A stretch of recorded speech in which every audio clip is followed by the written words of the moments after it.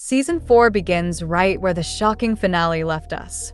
After killing Jim, the man in yellow turns toward Julie and calmly says that they really need to stop meeting like this. He then asks her a strange question. Which timeline did she come from this time? Why doesn't she understand that a story, once told, can never be changed? Before Julie can do anything, she suddenly vanishes from the scene. It almost looks like she has been pulled back through time again. The man in yellow simply laughs while looking at Jim's and says, "Now comes my favorite part." Elsewhere on a highway, a man is driving when he suddenly finds a fallen tree blocking the road. We already know what that means. Another unlucky person is about to enter the nightmare village. Back in the cellar, Fatima reveals something terrifying. During everything she experienced, she saw visions of the people who once lived in this place, sacrificing their own children and making some kind of deal with a devil-like entity. But no matter how hard she tries, she cannot clearly see the face of whatever they made the deal with. Ellis quickly takes Fatima away from the cellar while Kenny goes downstairs looking for Boyd. But the moment he reaches there, he freezes.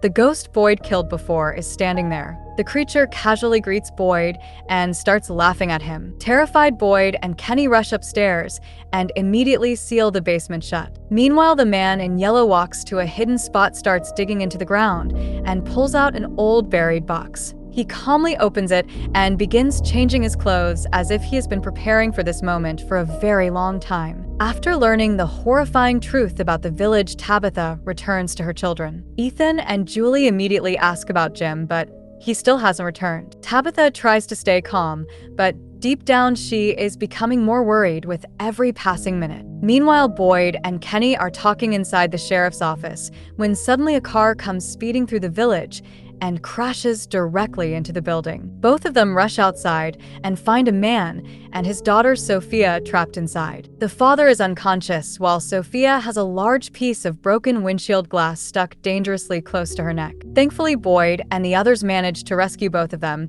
and take them to the clinic. Night falls, but Jim is still nowhere to be found. Tabitha becomes increasingly anxious, fearing something terrible may have happened to him. Elsewhere, Boyd tells Fatima what he saw in the basement. When she hears that the creature she gave birth to became one of the ghosts, she is horrified. Angry and frustrated, she reminds everyone that she kept saying something was wrong with the baby, but nobody truly believed her. Back at the clinic, Sophia's father remains unconscious. Kenny spends some time explaining the village and its horrors to Sophia. Unlike most newcomers, Sophia has a strong faith in God. She calmly says a prayer and tells Kenny that she believes everything will somehow end well. Later that night, Tabitha hears a loud noise coming from the kitchen. She goes to investigate and finds a pot lying on the floor. Then, right in front of her eyes, the cupboard doors begin slamming open and shut on their own. Everyone is left wondering what new nightmare is happening now. Meanwhile, at the clinic, Sophia notices Kenny has fallen asleep. She quietly walks over to her unconscious father, places her hand on him,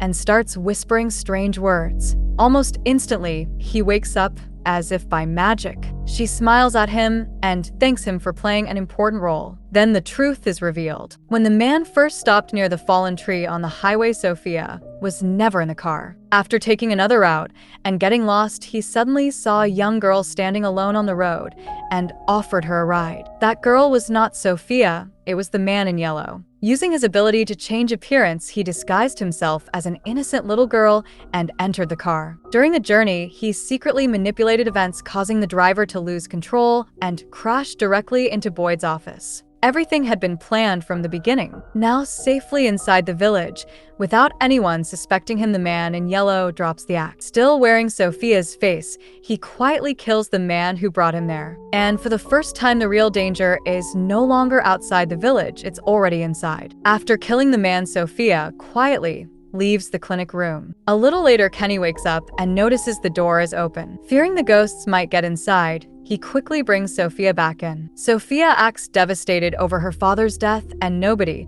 suspects a thing. The next morning, Tabitha and the others discover a large sack hanging from a post near her house.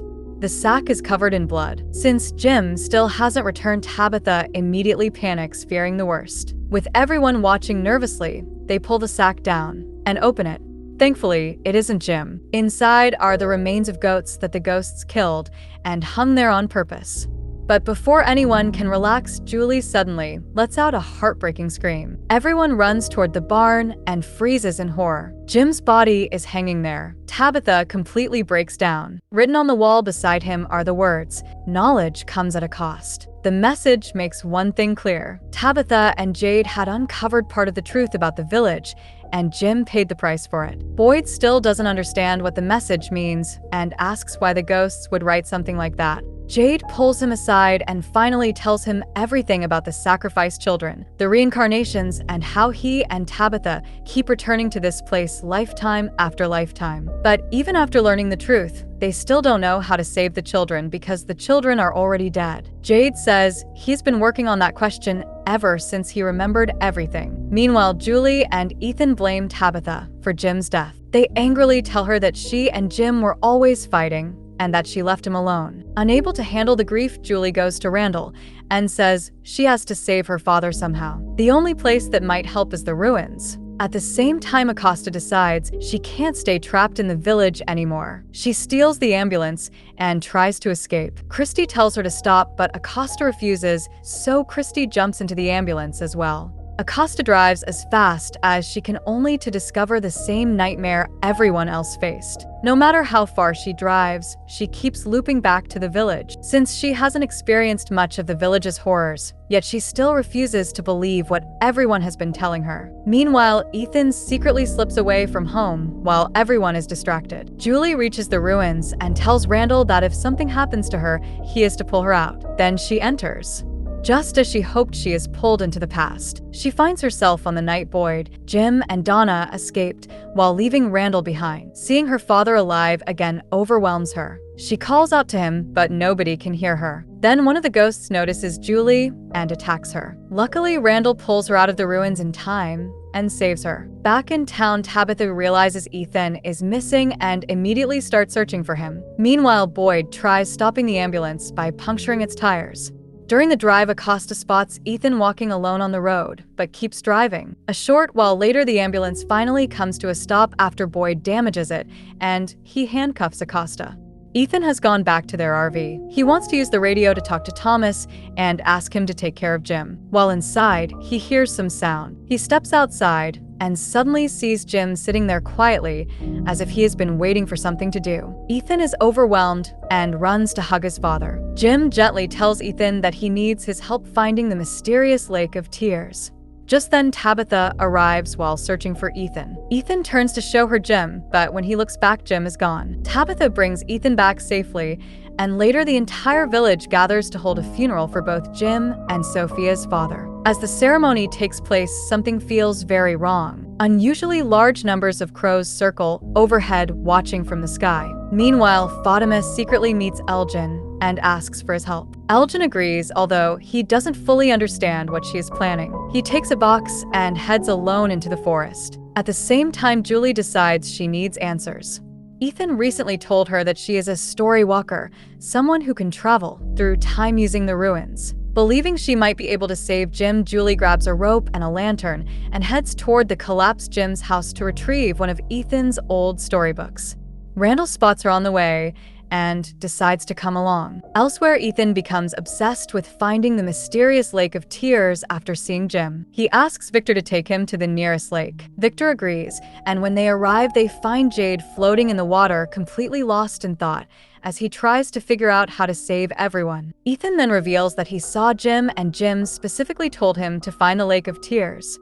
Ethan believes the lake might have special powers, maybe even enough to bring his father back. Back in town, Tabitha writes a letter on the back of a drawing of the lighthouse and secretly leaves it in Donna's room. She then prepares to leave. Henry catches her and asks where she's going. Tabitha tells him she's going to find the lighthouse again and save the children. Henry warns her about the dangers of the hollow trees, reminding her what happened to the man who ended up trapped inside a wall. But Tabitha refuses to give up, and Henry eventually decides to go with her. Meanwhile, Ethan, Victor, and Jade continue searching for clues about the Lake of Tears. Along the way, Victor suddenly freezes in terror after spotting the man in yellow dress. Without saying a word, he panics and runs away. Back in town, Sophia chooses to stay at Sarah's house, and Kenny takes her there. Nobody realizes that Sophia is actually the man in yellow hiding in plain sight, and whatever he is planning is still a complete mystery. At the collapsed Jim's house, Randall manages to get inside and finds Ethan's bag. Nearby, he also discovers a dead body hidden among the rubble. Shocked, he grabs 2 books he finds there and quickly leaves. Elsewhere, Elgin collects sand from the forest and spreads it around Fatima's room. Fatima tells him it still isn't enough and asks for more. Whatever she is planning, she clearly isn't telling anyone. Meanwhile, Tabitha and Henry finally reach the hollow tree. Henry once again tries convincing her not to go inside. While they argue, Tabitha suddenly sees the boy in white. But this time, he isn't a child anymore, he looks grown. Tabitha desperately asks him questions, but just like always, he only speaks in riddles. He tells her that she has come very close to the truth, but she doesn't have much time left. Then he vanishes. Not far away, Victor sits alone, crying in fear. Henry finds him and asks what's wrong. Victor admits that his entire life, he believed the man in yellow was just part of his imagination. But now he knows the truth. The man in yellow is real. Nearby, Jade notices strange mushrooms growing beside a tree. He remembers Henry telling him that Miranda often received stronger visions after taking drugs. Thinking the mushrooms might help him remember more of the truth, Jade decides to keep them. Boyd sits beside his wife's grave talking to her. Suddenly, a hand bursts out from the ground and tries to pull him down. Boyd jumps back in shock. But in the very next second, the hand is gone. Boyd is left staring at the grave, wondering if it really happened or if the village is starting to get inside his head once again. And with that, this video comes to an end. Julie is trying to change the past. Ethan is searching for the mysterious lake of tears. And most importantly, what does the man in yellow really want? We'll find out in the next episode. See you in the next video. Don't forget to subscribe to Tianshi Recaps.